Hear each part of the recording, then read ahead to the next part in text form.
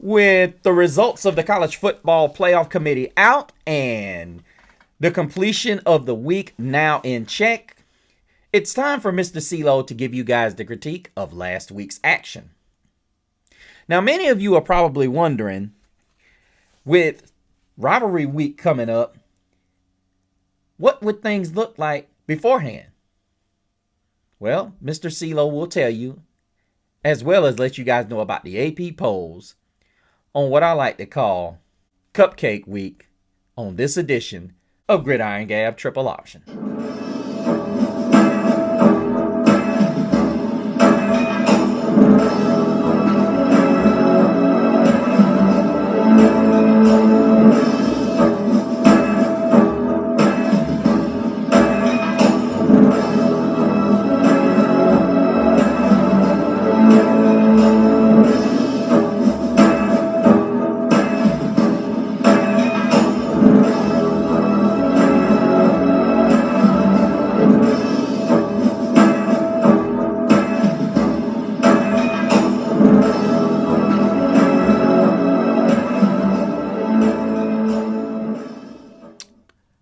Welcome back, Gabbers. Thank you guys for joining us here on another edition of Gridiron Gab Triple Option. Of course, you're gabbing with the one and only Mr. CeeLo. Hope you guys are doing great, as we have had some really great weather as of late. But unfortunately, it's coming to an end. At least in the South, because we're going to be rain down. The rain's going to come down tonight, and ultimately it is also going to bring behind it a cold front, which is going to signal or physically signal the beginning of fall or winter. If you're like us, you know it's going to be in the 30s and 20s. Yeah. But anyway, ain't no sense in complaining about it, because guess what? If you're going to be the man, or be the effing man, you simply have your face cream and your hand cream all in one to keep those cracks and old looks and make that skin look nice and smooth with the effing man. TF Man. And now a word from our sponsor of today's show. We're all grown men out here trying to survive that fourth quarter of life. We take hits, we grind, we work, we sweat, and unless you're built like a rhinoceros, your skin takes a beating as well. So let me put you on something that's become the official cream of this podcast. TF Man Whipped Tallow Cream from the good folks over at Luma Vita. That's Luma-Vita. Now, this ain't your girlfriend or your wife's lotion. This is stuff that is made from, 100% grass-fed tallow. Beef tallow, that is. Yeah, you heard me right. Real tallow. The same stuff our grandfathers used before the world went soft and everybody started smelling like a cupcake. TF Man is a rugged, clean, and straightforward. No chemicals you can't pronounce. No greasy mess. Just a whipped, ultra-rich cream that hits your skin like a linebacker. But in a good way. Dry elbows?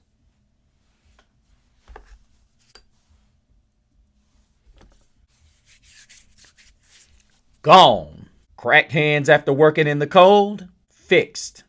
Beard looking like you've been wrestling porcupines? Smooth. Even the ladies tend to borrow it. But don't say I didn't warn you. And the scent? Listen, if confidence, victory, and a perfectly thrown spiral had a baby, that baby would smell like TF Man. So if you want your skin to feel as legendary as your Sunday trash talk, to feel as legendary as your Sunday trash talk, like me, just head on over to Luma Vita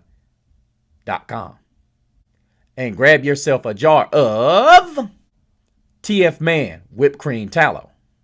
TF Man Whipped Tallow Cream. Your skin will thank you, your teammates will notice, and your lady might actually think you moisturize on purpose. TF Man, built for men who work hard, play hard, and refuse to smell like a coconut unicorn glitter.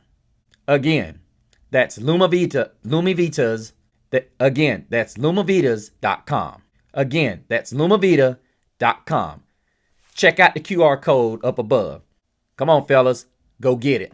I know you guys are looking at me and wondering, what is he doing with that Notre Dame shirt on? Well, Brad knows why. I just had to put that on because, listen, as much as I love college football, I'm not going to lie, I tried my best not to be totally biased, but ultimately, I am a semi-biased by nature to the Notre Dame Fighting Irish because they are my squad. But I am also as fair as I can possibly be. So when I look at people that, bring up the whole comparison deal and they're not really, they talk about the deal of the head-on heads as far as the competition goes, but then they don't look at the fact that your whole resume matters. You can't just win a game, and let's not go into that. I'm wanting to just wrap up week number 13 so we can get started on the very next week, which could be a thundering rivalry week.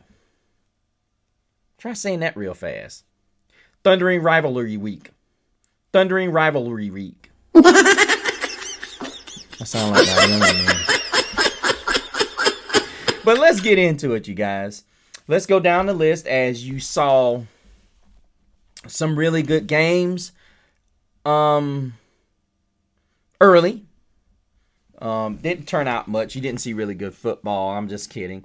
Ohio State 42, Rutgers 9 as Ohio State remains number 1. Bo Jackson had 19 carries, 110 yards, and 2 scores. Really, this is just one of those games that Ohio State was just going through not to get hurt. I think, if I recall right, Cardell Tate as well as Jeremiah Smith were not active in this game. Marcel Reed had another great, touchdown-wise, he had a great game, but it was Daniels with 106 yards on the ground. Reed had 3 touchdown passes as A&M rolled over Sanford 48-0. Georgia 35, Charlotte number 3 as Gunnar Stockton threw for 196, had an interception but no touchdowns. Nate Frazier added 54 yards on the ground and 2 scores. Notre Dame had 35 points in the first quarter, 42 within the next minute. So technically, Notre Dame was just absolutely putting it on Syracuse, showing that they are the most complete team with touchdowns on special teams and 2 touchdowns on defense. Arguably should have been a third, but it got called back for a erroneous roughing the passer penalty. Heisman hopeful Jeremiah Love, 8 carries. Listen carefully. 8 carries, 171 yards, 3 touchdowns. God damn! Yeah, 8 carries. Really showing off his Heisman opportunity. Alabama 56, Eastern Illinois 0, as Ty Simpson threw 147 yards, had 2 interceptions. So you got 2 SEC so-called powers that have their quarterbacks throwing interceptions against FCS opponents. Need I say more? BYU goes on the road to Cincinnati and wins 26-14. As Sorensby for Cincinnati had 300 yards passing on 2 scores, but Martin had 222 yards and 2 scores on the ground for BYU. And I remember hearing somebody talk about this next game as Utah was able to take out Kansas State 51-47. But guys, I want y'all to think about something. Have you ever heard of a team? Well, let me just give you a scary stat, guys. If I told you a team ran for 472 yards, would you think they won or lost? Listen to me again. If a team ran for over 472 yards and had 5 touchdowns, would you think they would have won or lost? Well, guess what? Kansas State lost to Utah. Now, I'm going to tell you something. If Utah's got any ambitions of getting in the college football playoff, giving up that many yards on the ground, you got a problem. If you cannot stop the run any better than you did, and I get it, Kansas State gives their left arm to run the football, but you cannot give up. And they gave up 293 yards and 3 scores to Joe Jackson. And I'm going to be straight up honest with you. If you cannot do any better than that, this is a guy that came in and was running less than 550 yards on the season. Yeah, need I say more? Yeah. Miami 34, Virginia Tech 17, and I think a lot of people have made a mess out of Mario Cristobal calling that last time out to score a touchdown late in the fourth quarter to give themselves style points. And like I said, yeah, Beck 320 and 4 touchdowns, impressive. Tony had 12 catches, 146 yards on the score. Miami's still trying to stake their claim as their 13th, but they have a big test ahead of them this weekend as they travel to Pittsburgh. Then you've got Vanderbilt 45-17 over Kentucky. And look, you can't sit here and give them credit for beating a 5-6 Kentucky team that has absolutely been horrible playing defense this year. They have not been a good defensive team this year like you've seen in tradition. You know, and now all of a sudden you got Diego Pavia's a star rising. He's got 484 yards and 5 scores, which I did say he's not going to be a guy to throw for over 300, and he's proven me wrong. Somebody must be showing him the show. And an absolute gut buster here was Pittsburgh 42, Georgia Tech 28, as Georgia Tech's dreams of not only the ACC championship, but the college football playoff just went out the door as Haynes King was over 250 yards passing with 2 scores, but he had 2 huge interceptions. Turner for Pittsburgh was a 201 rushing the football. And if they can bring this next week against Miami, they got a good chance to punch their ticket to the ACC title game. Texas 52, Arkansas 37. Once again, you see somebody whipping up on, well, not necessarily whipping up. A 15-point win by the Texas Longhorns. And once again, committee doing everything they can to set it up where Texas could fall into this college football playoff with a win against Texas A&M, despite the fact they've got 3 losses.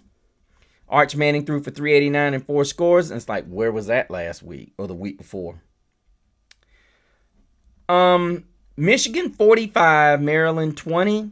Underwood threw for 215 and 2.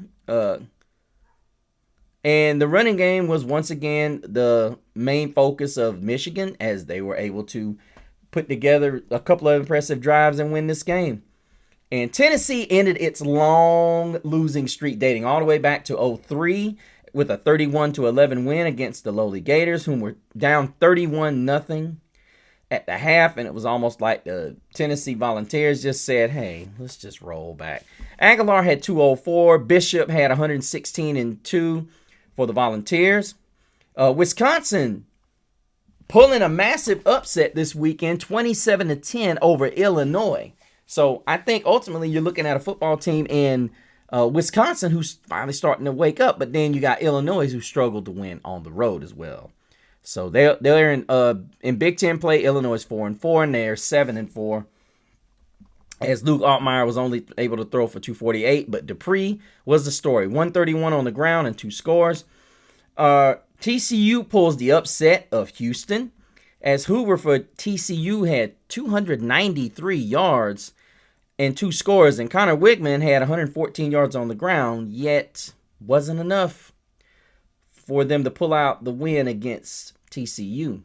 Tulane 37, Temple 13, as Retzlaff for Tulane threw for 231 and 2 scores. McClure also added 122 yards on the ground as they go to 9-2 and are one of the teams featured in the CFP's bracket. Arizona State 42, Colorado 17, as Dion's Buffaloes fall to 3-8 and not going to be able to go to a bowl game, as Arizona State improves its chances to get into a big-time bowl game. let us go back to the big ones, as of course I always do, and look at the handful of matchups that we could talk about on this Cupcake Saturday. I gotta bring this one up last because, quite frankly, it was just a straight up snooze fest. I mean, when I hear people sit and say that this Oklahoma team is that good, no, they're not. They play just enough offense to get by, and it is eventually going to cost them. Mateer, 14-30. To me, why is this guy even a discussion to go to New York? 14-30, 173, 2 scores, and then 60 yards on the ground. Look, man, 276 yards of total offense. Exactly. I mean, Bo Prabula came out there and did what he could, considering a guy who was just absolutely devastated by an injury a couple weeks ago. He threw for 231 and 2 scores. I was just concerned that you got a guy like Kevin Coleman who had 7 grabs, 115, and you couldn't get anything else going. Listen, I understand Oklahoma's got a really good defense, but a lot of the plays that Missouri gave up on their defense, which their defense has got a really good pass rush and some good, clean, crisp tacklers, you just didn't make plays. The offense didn't make enough. The defense didn't make enough when they needed it. And you look at this game, Oklahoma got 14 points in one quarter. That was it. And then you, as Missouri, you couldn't get anything going in the second half. Bruh. So, like I said, guys, I'm not sold on Oklahoma. The defense is okay, but Brent Venables does what he does. He disguises. He does a great job of disguising. You have to put him on his heels, especially if you're winning the ball game. And I say it like this. All Missouri had was its running game. I will say this. Do I think Missouri's offense was a lot better than anticipated with Bo Prabula? I will say, despite being 20 of 36, and he did have 231 yards passing. So, I would have looked for Kevin Coleman a lot more. Even though he's 5'11", he is that dude. He is one of those guys that he's a playmaker for this offense. He really was. And I thought ultimately that there should have been a more of a concerted effort to game plan this game to him. I know 7 for 115 is a lot, but ultimately, Joshua Manning 6'2", as well as Olagbone, the freshman. I mean, you got 2 big-bodied receivers. You got to get them. You got to get them the football. You just got to. But ultimately, Missouri goes down and out. So now you've got a football team that, in my opinion, is going to get a pass into the college football playoff to be someone's Slade, because they're going to get beat. There ain't no ifs, ands, or buts about it. They're going to get beaten down. But let us move to the game that had the most attention this weekend, because ultimately there were a lot of people, including myself, that called for USC to take this game. And there were moments when USC had their opportunity, but this was one of those games where I honestly can say I backed off Dante Moore a little bit, because when you look at him, he was 22 of 30, 2 touchdowns, did have that interception, threw for 257. But then you look at Jaden Maiava, who was 25 of 43, he was 3 touchdowns, 2 interceptions. Not good. And I get it, people are going to say 306, but the 2 interceptions and the 20 plus, near 20 plus incompletions is not what you want to hear as a coach. And then you've got the 2 turnovers, and you time possession favored Oregon. Once again, you're looking at a team that ran the ball for 179 yards. Meanwhile, they held your offense to 52 yards on the ground. Not good. I mean, it's impressive that you as USC were trying to keep a sense of balance with this offense, but you just could not get it done. You didn't totally give up on it, but when you turn the ball over with 2 interceptions, and one of them I will honestly say is a bad interception for Jaden Maiava. He's got the right attitude as far as you keep going, you keep throwing, but yeah. King Miller only had 30 yards on the ground. Chanuk Hines was a big deal for this USC Trojans offense, the true freshman. And I thought, honestly, this was a good way to feature him in a game of this magnitude. Jacoby Lane also had 100 yards on receiving on 6 catches. Makai Lemon had 7 grabs for 34 and 2 touchdowns. He was huge in the red zone for the Trojans, and that's what you want with a guy like this. And he's got 78 grabs, over 1,100 yards, and 10 scores on the season. And needless to say, when you look at a guy like him who is just an absolute torture rack in the slot, do what he does, it's pretty impressive. But I think Lincoln Riley and company got it going too late. And Noah Whittington had over 100 yards, and this defense could not contain, the Oregon rush attack and could not get pressure on Dante Moore enough to make him make those mistakes that we saw in the Penn State game. So, here we are. Oregon moves up a spot, and USC season pretty much is done. But guys, let us go through the college football playoffs since Mr. CeeLo is here, and he's doing it a little bit late thanks to my buddy Brad. I'm just teasing, buddy. It's not your fault. But you got Ohio State, Indiana, Texas A&M, Georgia, Texas rounds out the top 5. Then you got Oregon at 6, who moves up. Ole Miss moves down 1. Oklahoma, Notre Dame, Alabama, BYU stay put at respectively 8, 9, 10, 11. And Miami moves up 1 to number 12. And a lot of people are wondering, when is that conversation between Notre Dame and Miami going to be had? Well, the college football commissioner has already said Notre Dame is the most complete team in this bunch right here. And they've been the most consistent team throughout the entire country. And needless to say, Notre Dame would be number 1 if they were undefeated. Hands down. Because Ohio State hasn't done what they've done. Neither has Indiana. You could argue Texas A&M has had some of what Notre Dame has done. But, yeah, you hate on Notre Dame all you want. The reality of it is this is a really good football team.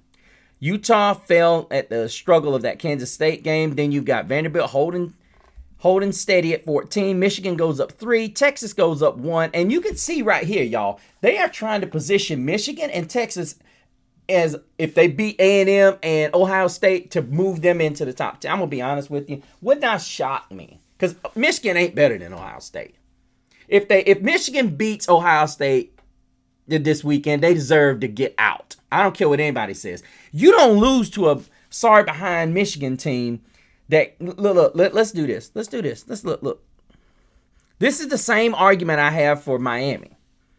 You lost at Oklahoma, 24-13. Then you lose to USC out in Southern Cal by 18 points. Not so fast, my friend.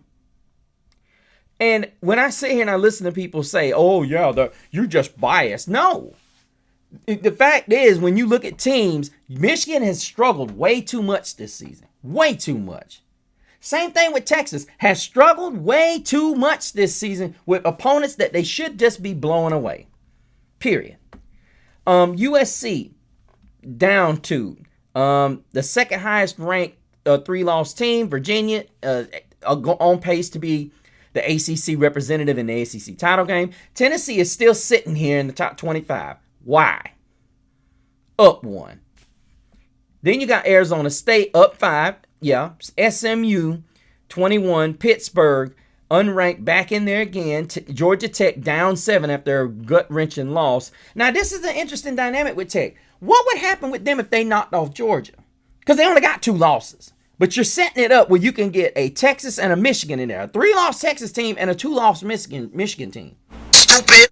Bruh. Just saying. Tulane, unranked, back in there, going to represent the American, possibly that first non-Power 5. And then you've got Arizona finally jumping in there after almost a season-long absence.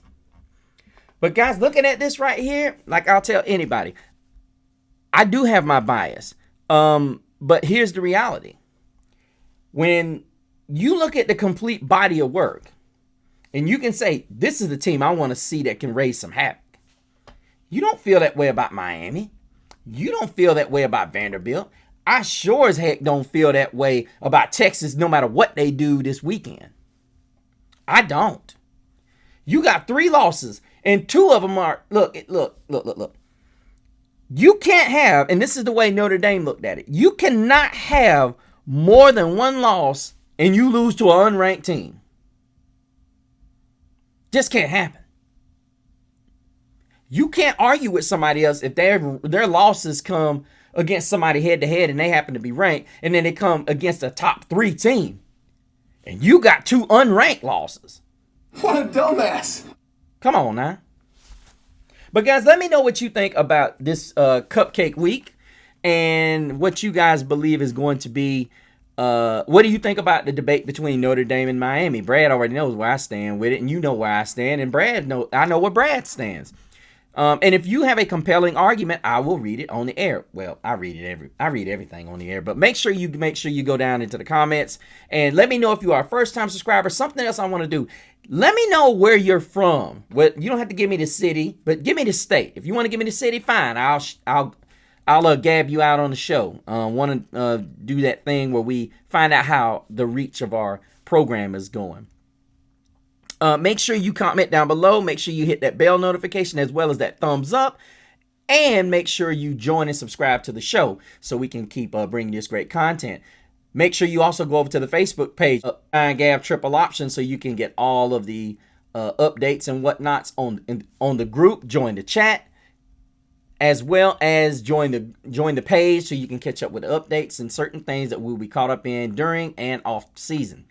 Finally, make sure you go to my Instagram at Mr. CeeLo so you can keep up with all of my off-season and in-season shenanigans throughout the year.